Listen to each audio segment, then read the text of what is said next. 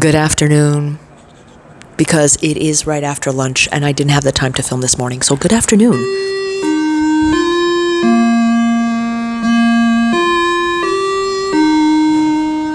Blast from the past for certain people out there. So hello. Welcome back to part 4? Part 4? Part 3? Part 3 of teachers using AI. There's probably going to be several parts to this because I can talk for hours about this, but I'm not.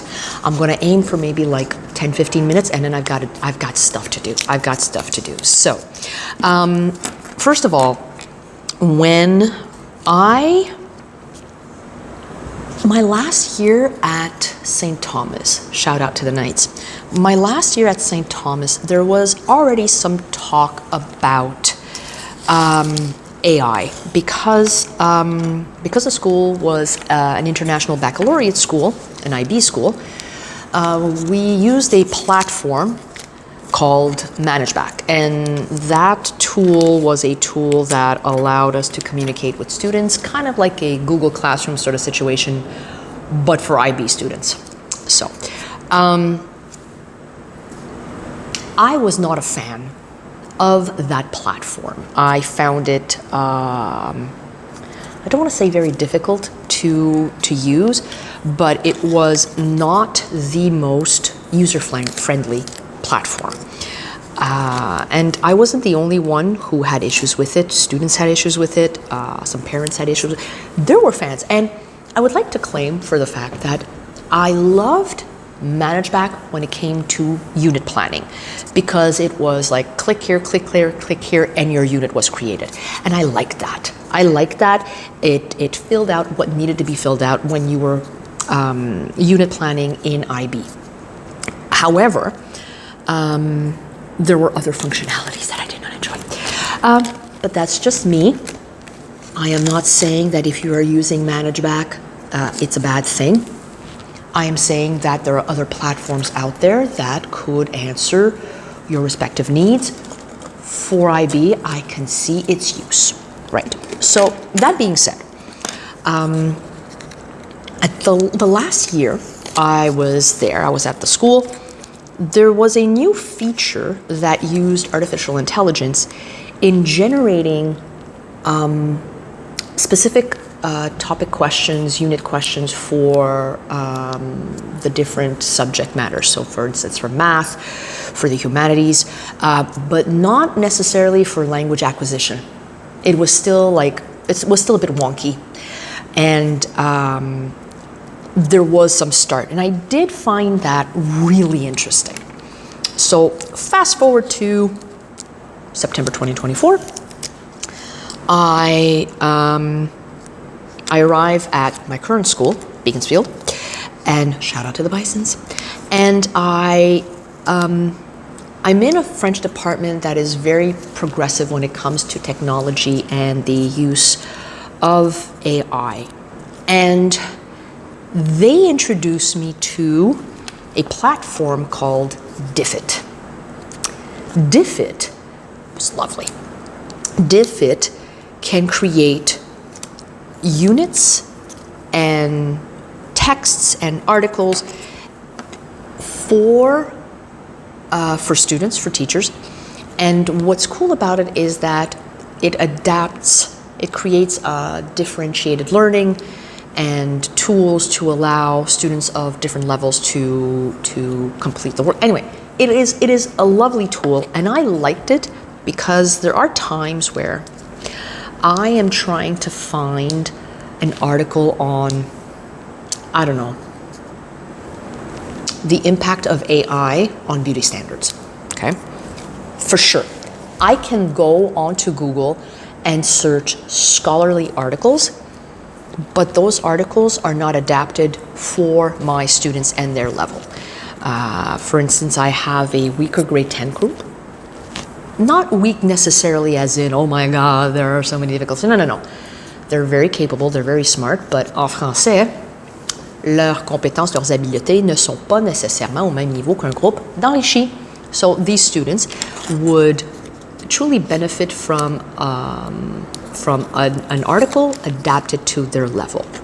Now, yes, I could take a bit of this scholarly article, and create my own. But I don't have that time.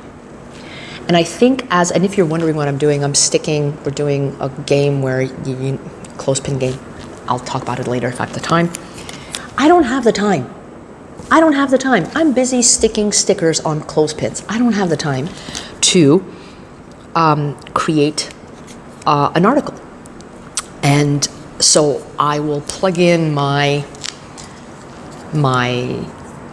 theme, my subject matter into Diffit, and it will create an article the length that I would like it to be, 3 paragraphs, 4 paragraphs. I typically go like between 5 and 7 paragraphs. I wanted this level of French, and it will generate an article. And when I ask it to show me its sources, it shows me exactly where it got all its information. All right? Try doing that with ChatGPT. ChatGPT will say, oh, well, I look everywhere to create this article. My sources are plentiful, but I want to see them, and it won't. So I like Diffit for that. And Diffit has been, dare I say, a bit of a game changer for me. Because now if I am truly stuck and I don't know what to give my students, if I'm looking for a specific topic, instead of spending hours, and when I say hours, I am not exaggerating. I might spend 20 minutes here, another 20 minutes there, and another 40 minutes there, trying to find the right authentic document for my students. And not gonna lie, it is a challenge. And you're gonna say, well, Madame la Prof, why don't you use one of the workbooks that you have? The problem is some of those workbooks are showing their age, and the workbooks, the content has changed tremendously in the span of maybe 10 years and even 5 years. A lot of content has changed when it comes to topics like health, well-being, cultural diversity, current news topics that even if you were to give a text to a student that dates back to 2018, for instance, they will see and it's like, Miss, this has changed. This is not true anymore. They know and they can pick up on it. And I've always been a big believer in giving authentic documents and authentic topics because I want the students to relate to the readings that they're doing, because it's so easy to not succeed in reading comprehensions when you cannot connect to the text, to the topic. And I'm not here talking about the difficulty level of the article. Yes, absolutely. That has a major impact on student success. If the words are too difficult, if the language is too complicated for them to understand. However, if they will connect with the topic, even if the text is a bit more difficult, they will understand and they will find meaning in it. I will give a very specific example. 2 years ago, the end of high school leaving exam for students in BAS, so basically the regular stream, regular level, was habitation. Like, I'm not talking about, the challenges, homelessness, the lodging crisis in Quebec and Canada. No. Habitation. How working in the field of construction can open so many doors. How architecture, being an architect, it was both vague and specific.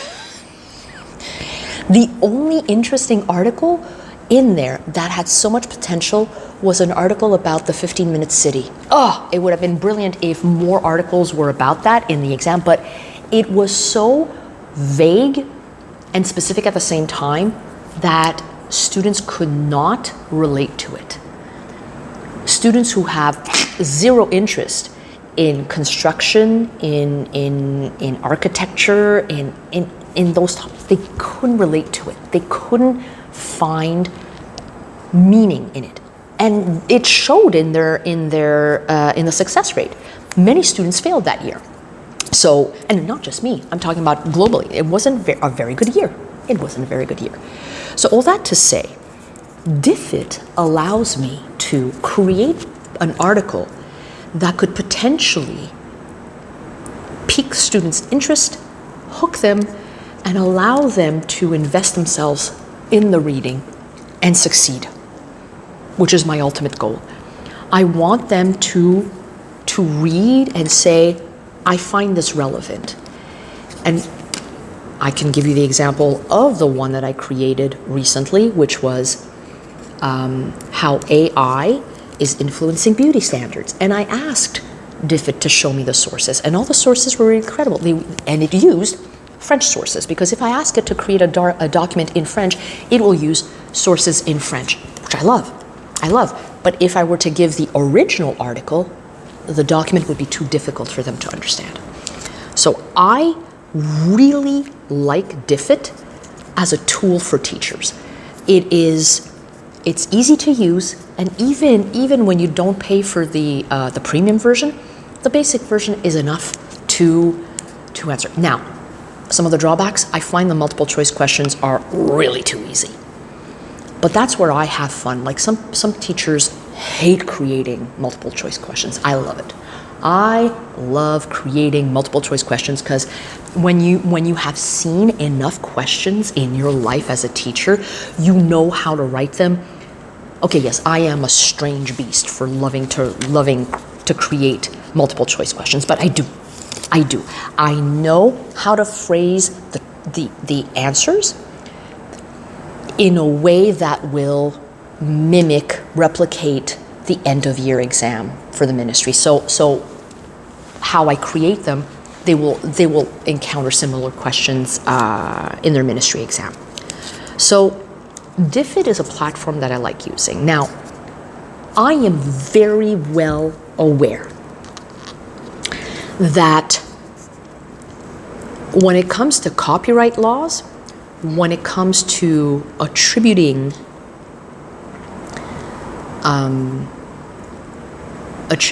rights to the authors of the original documents, when it comes to respecting content creator rights, it's a challenge. It is very problematic, and I realize that. I also understand the environmental impact, which is why, whenever possible, I try to find the document that I want through other means. Like, I will always look first on La Presse or Radio-Canada, because for my context, being in Quebec, being a French second language teacher in Quebec, I will go with those sources that are from Quebec or from Canada, which is why I'm going to use those platforms first. And only if I cannot find something that will answer my needs, I will then use, as a last resort, DFIT. I have tried using ChatGPT to create articles. C'est pas pareil. Oh, there's a little sweet spot of sunshine right there. Blinded by the light. So that's what I use.